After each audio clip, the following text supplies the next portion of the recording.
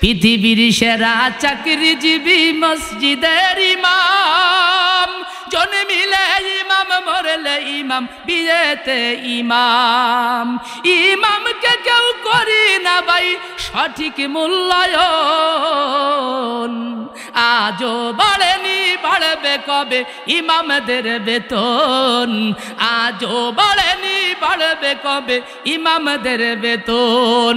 Marble পাথরে উঠল গড়ে মসজিদের গড়ন, আজও বাড়েনি বাড়বে কবে ইমামদের বেতন।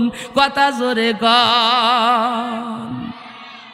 তুমি চাকরি কিংবা ব্যবসা করো, লক্ষ টাকা কামাই, রাজার হালাতে জীবন কাটাও, সুখের সীমা নাই।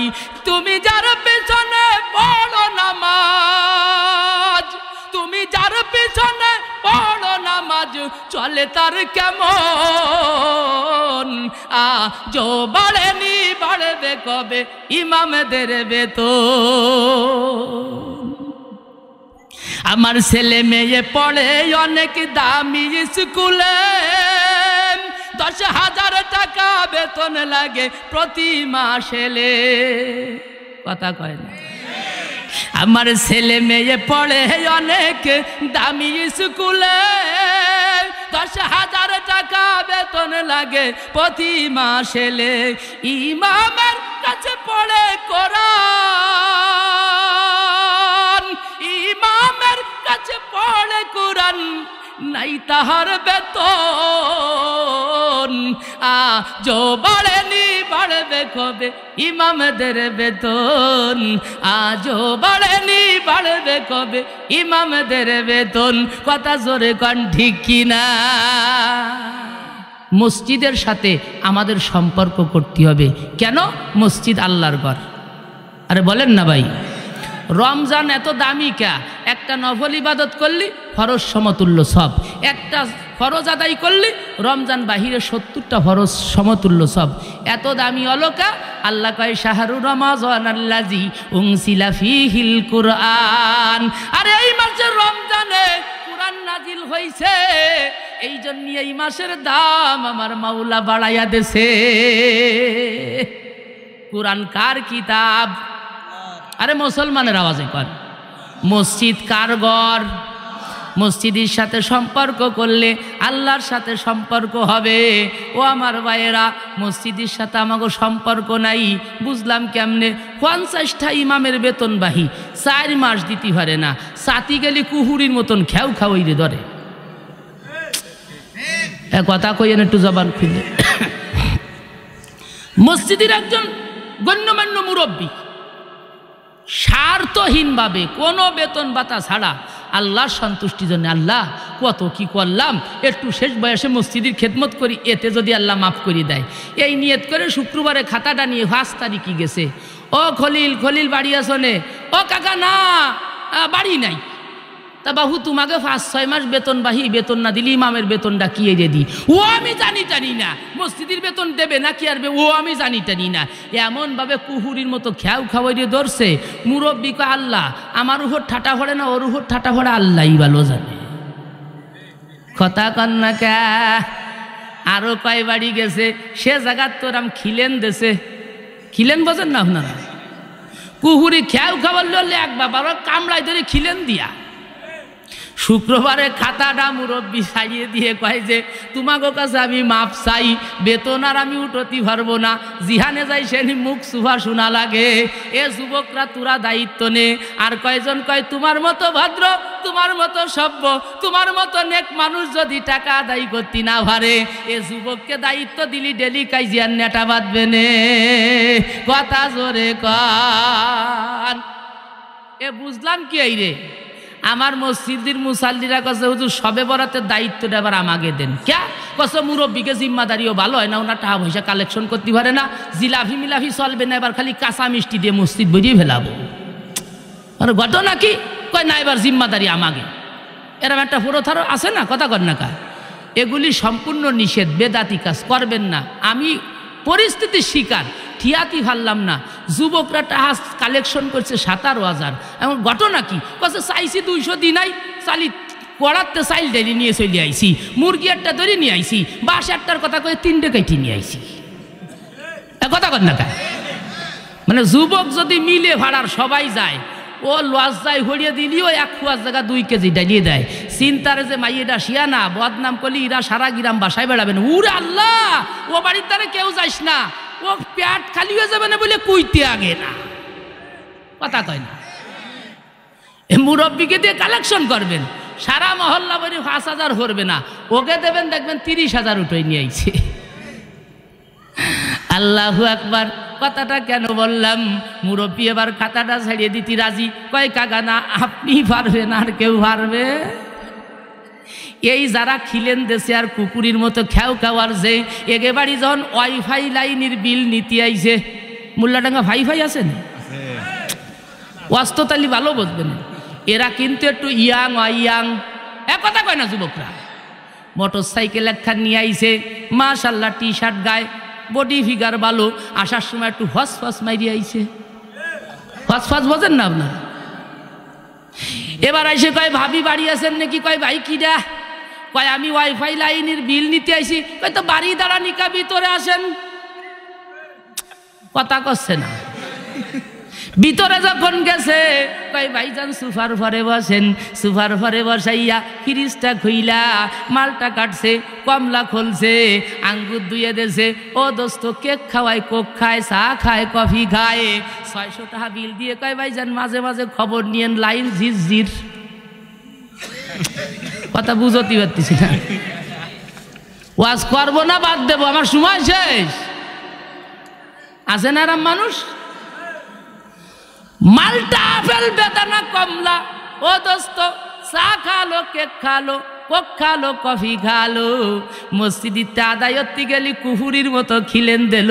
জিজ্ঞেস করলাম খলিল গরিব মানুষ 50 টাকা জোটে না, মসজিদের বেতন 600 টাকা, ওয়াইফাই লাইনের বিল দাও, কারণ কি? কোনো মাস তো বাহি নাই। কয় হুজুর না দিয়ে উপায় নাই, ঘরে যদি ওয়াইফাই না চলে বিবি আগুন জ্বলিয়ে যায়, মাঝে মাঝে কেন দিয়ে গুতোয় খাটেতে ফেলাই দেয়। কথা জোরে কর না কে, আপনাকে এলাকায় এরম নাই? জিজ্ঞাস করলাম তাইলে ওই লাইনের বিল দেও কে? কয় না দিলি লাইন কাটিয়ে দেয়। আল্লাহ কয় বান্দারে আমার কাছেও একটা লাইন আছে, ওই লাইনেরও তার আছে, ওয়াইফাই লাইনের তার কাটে দিলি দেখা যায়, আমার লাইনের তার কাটলে দেখা যায় না।